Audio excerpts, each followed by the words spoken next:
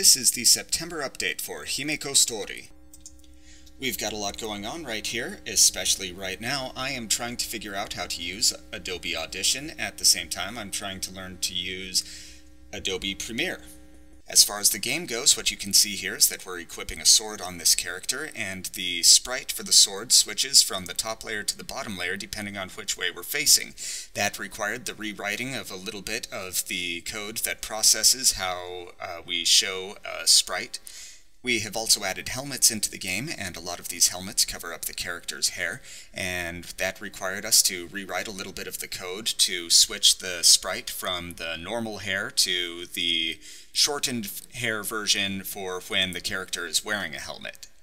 We are going to change her character class here to give us an excuse to change her equipment around and show you some other sprites. We are going to be adding hundreds of items to Himeko Sutori, and they will have their own unique sprite sheets. It's a lot of content, it's taking us a little while, but we really felt that this was important to show your different characters so that you can tell the difference between them when you have 100 of them on the screen at once. And also it'll be an easy way for you to see whether all of your characters have been upgraded to the latest equipment whenever you stop at a town.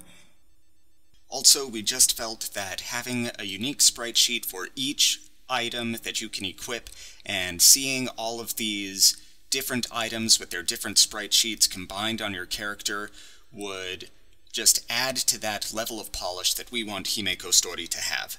That round shield that we just equipped needs a little bit more work. I only made the shape of the shield. It needs the detail of the wood grain on it, but I wanted to include it here so that you could see a little bit of the variety that we're going to be adding. Here you see the sprite sheet for one of the barbarian armors that we're going to have in the game, and keep in mind that for every single one of these items there's going to be a different sprite sheet for the male and the female versions. So what you're seeing here is only half of what we have so far, and that's only just a small fraction of all of the items that are going to be in the game. We're building out the content as fast as we can, but it is going to take a little while. There's a lot that we want to put in here. And here's another helmet. If you take a look really closely, you can see that her bangs are sticking out a little bit when she's walking to the side.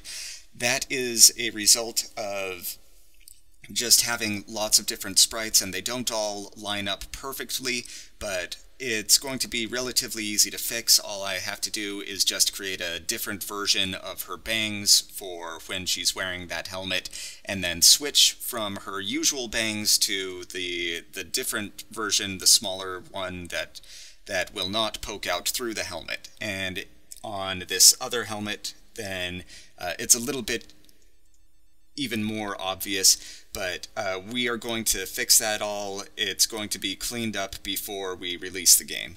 And now here's a really quick preview of the Alchemist Class. We used to have an engineer class, but I couldn't really think of what would be a cool, unique feature to them, and the more I thought about it, the more I thought, well, this would be a better replacement for kind of the caster class in the bronze element. And the armor that we have for her doesn't yet have the overlay for the portrait, so in her portrait it still looks like she's not wearing anything, but we do have sprite sheets for all of the alchemist armor. And here you get a quick look at some of the rogue armor and the daggers that you can hold, one in each hand.